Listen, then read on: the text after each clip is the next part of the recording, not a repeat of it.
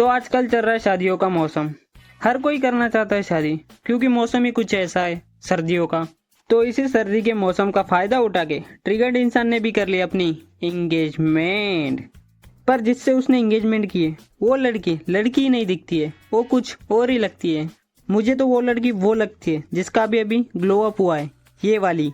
मेरा कोई ना हो के भी कुछ लागे, तू मेरा कोई ना हो के भी कुछ लागे, जिया है मेरे बात कैसे।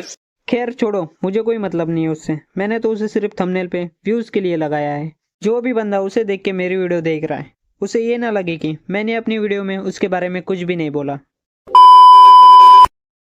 तो तुम्हें पता है, जब भी हमारे घर किसी रिलेटिव की शादी होती है तो अक्सर लौंडे उसे अवॉइड करते हैं। अब ऐसा नहीं कि हमें शादियों में जाना पसंद नहीं है, लेकिन कभी कभी कुछ राज ऐसे भी होते हैं जिनकी वजह से हम रिश्तेदारों की शादी अवॉइड करते हैं। तो चलो आज हम उस राज पे से पर्दा हटा देते हैं, वो भी बिना किसी डिस्क्लेमर लगाते हुए।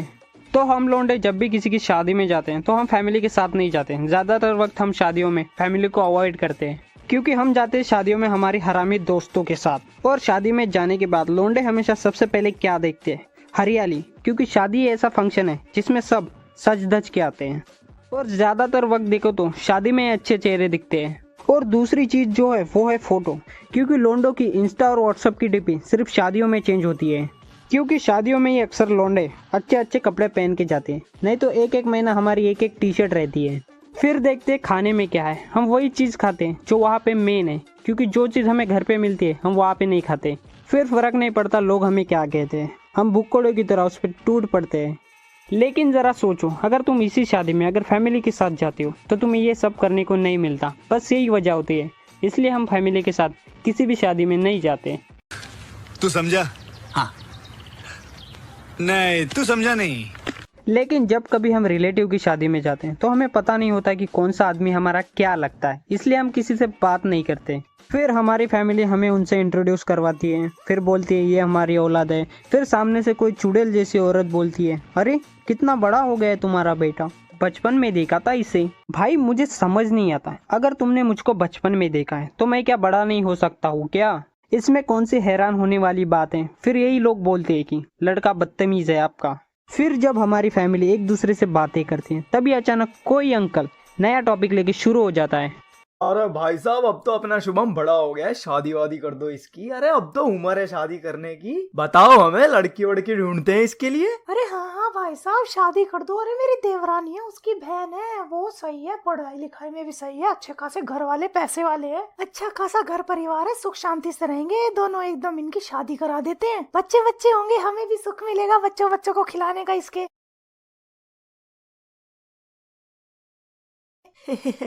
आंटी, हाँ हाँ सही बात है। हाँ हाँ, अगर यहाँ पे आंटी कहीं अद्धा वद्धा पड़ा होता ना, हाँ हाँ, तो मैं सही बता रहा हूँ, सर फोड़ देता आपका, जिंदा भी नहीं बचती आप।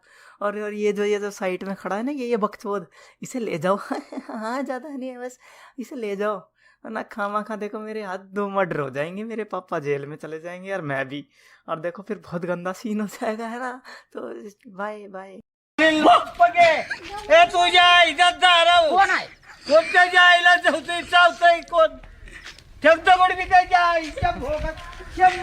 उस वक्त भाई हम ये सोचते कि अभी तो हमारी 20,000 की नौकरी लगी है, उसमें हमारा ही खुद का खर्चा निकल जाता है, चाय सुट्टा बियर आ जाती है थोड़ी बहुत। अगर हमारी भी शादी हो गई तो सारे के सारे पैसे मेकअप में खर्च हो जाएंगे।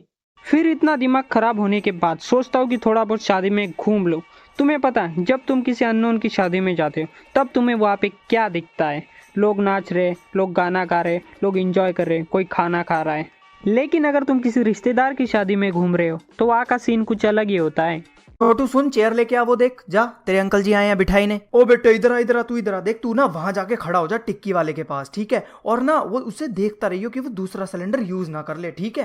पहले वाले सिलेंडर जब खत्म हो जाए ना तभी उसे दूसरा वाला यूज करने दियो। बेटा सुन, घर पे जा और ना पूजा की एक थाली लेके आई हो, और उसके बाद घी लेके आई हो, और अरे मेरा लाडला बेटा, कैसा है तू रे? हैं भाई, क्या चल रही तेरी पढ़ाई वढ़ाई कैसी चल रही है? अरे बेटा कैसा है? वैसे मैंने सुना कि यार पूरा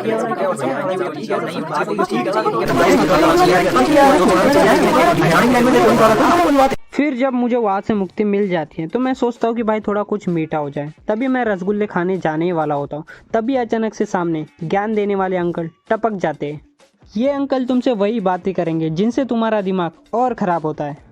और बेटा बड़े दिनों बाद देखे, क्या चक्कर है, क्या कर रहे हो आजकल? हाँ, पढ़ाई वढ़ाई कैसी चल रही है आपकी? और आगे जाके क्या बनना है, कुछ सोचा है नहीं सोचा? करियर कैसा चल रहा है? देख लो बेटा, अभी तुम्हारे पास मौका है, तुम अभी कुछ करना चाहो तो कर सकते हो। देखो बाहर ना बहुत ज्यादा दिक्कत आ जाएगी, तो अभी सोच लो कुछ सोचना है तो, वरना ये और वो आजकल की लाइफ का वैसे भी कोई भरोसा नहीं है, बहुत मुश्किल से जॉब मिलती है लोगों को। देख लो तुम बहुत अभी परेशानी में हो, कुछ कर सकते फिर तो भाई साहब तुम तुम्हारे आधे घंटे का लेक्चर पकड़ के ही चलो। पता चला कि तुम रसगुल्ले खाने जाने वाले थे कि अचानक से अंकल टपक गए। अब उन रसगुल्लों का स्वाद ना भाई तुम्हें आधे घंटे बाद ही मिलेगा।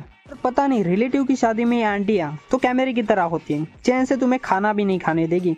पता नहीं इन्हें क्या मिलता है तुम्हें घूरने से। तुम चाहे कहीं पे भी चले जाओ, पानी लेने जाओ, रसगुल्ले लेने जाओ या फिर चावल लेने जाओ, इनकी नज़रें तुम पर ही रहेंगी। और अगर तुम इन आंटियों से बच गए तो ये कैमरे वाले तुम्हें नहीं छोड़ेंगे, ये तुम्हारी वीडियो बनाएंगे।